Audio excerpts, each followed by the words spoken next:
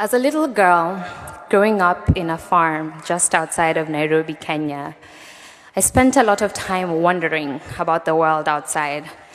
I spent my weekends watching TV and listening to music. I watched old 60s movies on school nights when I was supposed to be asleep. And I read a lot of books. I mean, a lot of books. I devoured media because I was thirsty to understand the world outside the confines of my otherwise simple, comfortable, and incredibly joyful upbringing. So it was no surprise that everything I knew about America, I knew from media. And this was before social media, so the variety of images I had of the United States was limited to what movies wanted me, an outsider, to know about this land of the free and home of the brave. I watched movies about American high schools in particular, and I found them absolutely fascinating. And I learned a lot. For example, I learned that in America you could walk out of classes before teachers dismissed you, just as long as the bell had rang. And I thought to myself, indeed, this is the land of the free and the home of the brave. Because that kind of behavior wouldn't fly where I'm from. In America, becoming homecoming king and homecoming queen was a big deal, but I never understood where home was or where people had gone enough to be coming. I also learned that in America, everyone was always looking for a prom date, and that if you dropped your books and someone picked them up for you and gazed into your eyes, then at the end of the year, they would become your prom date. To date, I find it utterly impressive that the content was that consistent across the board. You watched Mean Girls, and it was like you had watched everything. Yet these thoroughly analyzed case studies of my peers could never have prepared me for the past 4 years as an international student at Harvard. In fact, in a way, I held a lot of misconceptions about the United States because of them. Now, I know, more often than not, this phenomenon happens the other way around. For instance, if I walk into a room and I say, "Hi, my name is Mwabe, and I'm from Nairobi, Kenya," a lot of things might go through your mind, like, "Wow, she speaks such good English." Or perhaps you might ask yourself the age-old question, and what I'm sure we are all wondering today. I wonder whether she's listened to Ariana Grande's music. Yet in the same way, I too had my own stereotypes about the United States. There were stories I had heard throughout my life that had embedded plenty of assumptions in my mind. Racial stereotypes, stereotypes about people from different socioeconomic backgrounds, stereotypes about American preferences. At times, I wouldn't realize I had these perceptions in my mind, but I always found myself holding on to them ever so tightly whenever I encountered something new or different that I wasn't willing to try.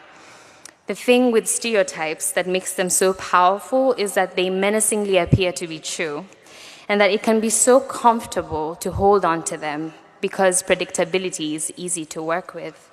Nuance makes things complicated. Nuance doesn't fit into policy or captivating film narratives.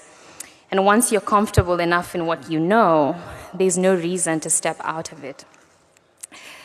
I have always been fascinated by people, cultures, history, why we think the way we think based on where we grew up or our experiences. And it was this fascination that led me to the anthropology department. I was excited at the prospect of a concentration where, for the most part, I got to observe people and theorize about why they do what they do. At first, this started as a self-centered process.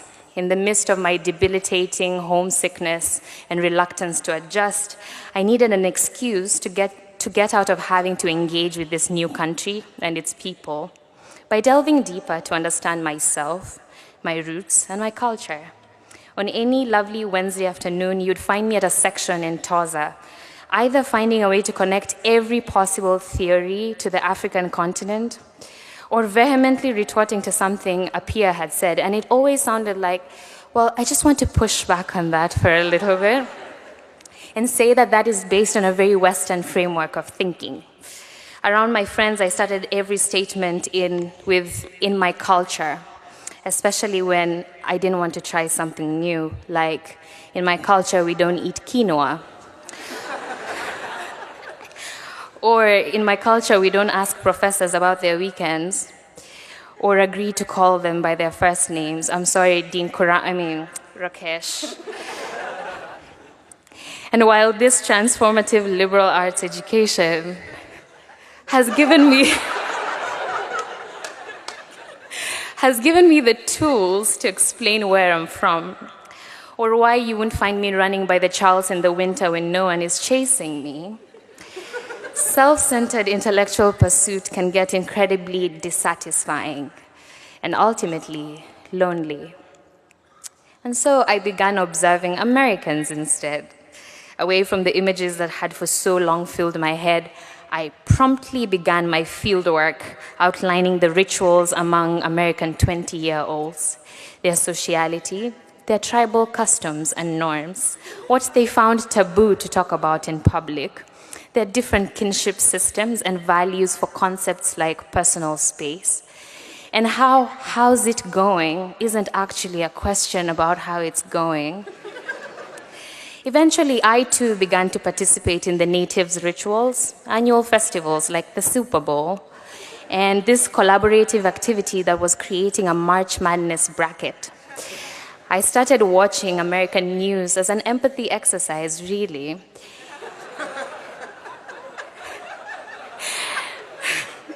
And slowly but surely, my eyes began to open to certain realities about the American experience through the lens of Harvard class of 2019 that Bring It On 1, 2, and 3 could never have taught me, not even in a million years. There were experiences that brought us together as a community and reminded me of the universality of our experiences. It was in the looks of awe and amazement and chagrin for some, when we witnessed Adam's house rise like a phoenix from the ashes, blessing us with what had to be the greatest housing video of all time. Go Adams. It was in your faces every time you worried about the inequalities of your education system. It was in your pain when another unarmed black man was shot. It was in the face of an understaffed homeless shelter and an increasingly gentrifying town. Now, I know Harvard is not representative of the entire United States. In fact, if anything, this heavily endowed bubble is far from the reality faced by millions in this country. But if there is anything I am thankful for, it has been the opportunity to have been part of class of 2019. A class of strong, talented, beautiful, smart, ambitious young people who have shared with me little snippets of where they're from and where they hope to go.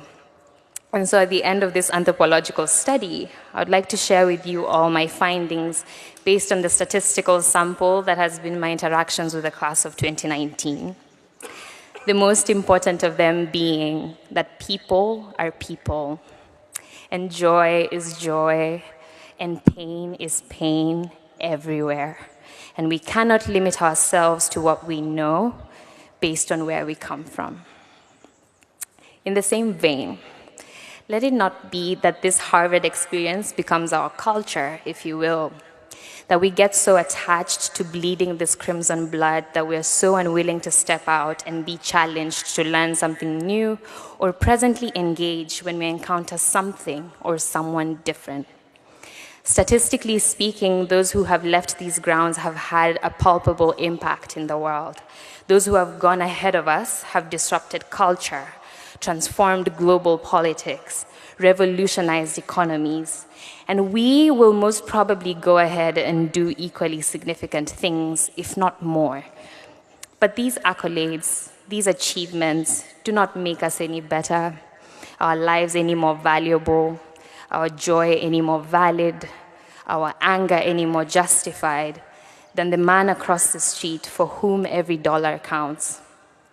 And this is in no way meant to devalue our worth. If anything, it takes away this pressure that we need to prove a point to the world, that we need to prove that we went to Harvard and did enough with this opportunity. Class of 2019, you graduate from Harvard, but you're worth so much more in and of yourself. And so I implore you, in the words of the great philosopher of our day, Pulitzer Prize winner Kendrick Lamar, sit down, be humble. Humility not being defined by how much we downplay the power that comes with a name. Humility not being saying to those who ask that we went to a school in Boston. But humility being the willingness to see all humanity as equal, Harvard degree notwithstanding.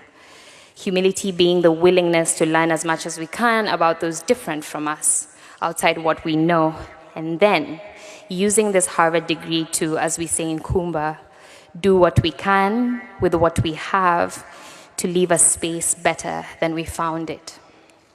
The world is in need of more people who walk through life with this sense of wonder. People courageous enough to engage with that which is different or strange or even unacceptable, willing enough to step out of what they think they know, and humble enough to learn from each experience. More than ever, our generation needs leadership that is willing to love and serve within this rare blend of courage and humility. Courageous enough to secure the bag, humble enough to do it without letting it define you. It is my hope, class of 2019, that it shall be said of us that we embodied this in the years to come. Thank you, and congratulations.